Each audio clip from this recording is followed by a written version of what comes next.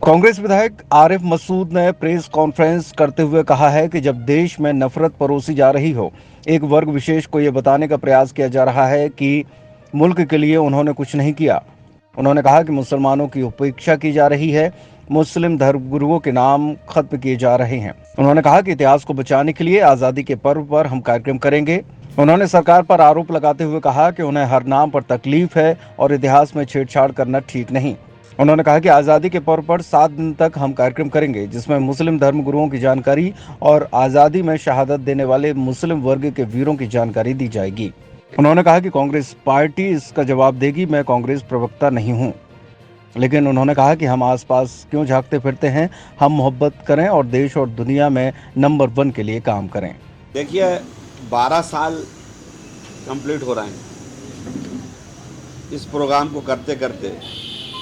जश्न आज़ादी के मौके पे उलेमा इकराम की कुर्बानी, ये सवाल इसलिए बनता है बहुत बड़ा कि जब देश में नफरत परोसी जा रही हो,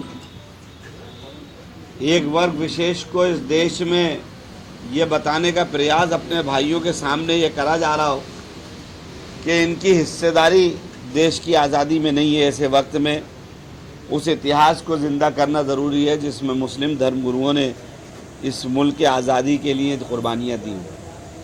इस प्रोग्राम की थीम भी यही है, उसका सोच का और काम का मकसद भी यही था। दूसरा था कि जिस तरह से हिस्ट्री में धर्मगुरुओं के नाम ख़त्म किए गए और एक झूठी हिस्ट्री पेश करने का प्रोपेगेंडा देश में चल रहा हो, तो ऐसे वक्त में देश में बच्चों को ये बताना पड़ेगा कि इस देश के असल लड़ने वाले हम भी हैं, इस देश से मोहब्बत करने वाले भी हैं और इन्होंने ही इस देश को मिलजुल कर आज़ादी की तरफ लेकर मुकम्मल करा था। इसीलिए ये आज़ादी का पर्व हम लोगों के लिए महत्वपूर्ण है।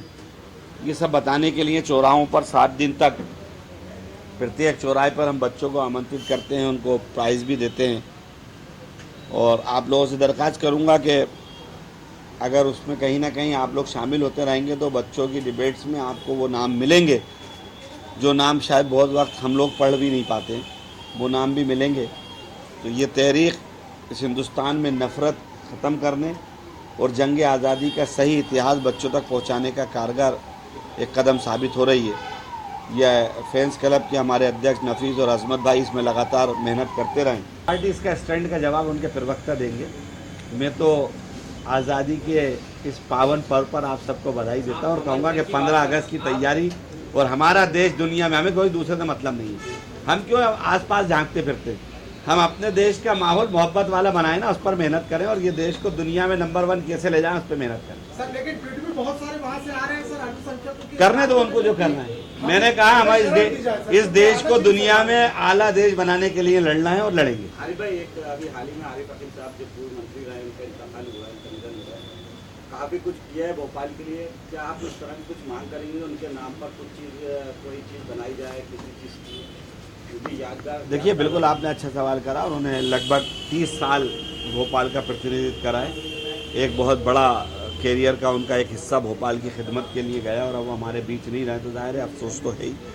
लेकिन हम चाहेंगे कि सरकार को इस पर करना चाहिए और सही चीज़ सही जगह पर ये डिमांड उठाई जाएगी।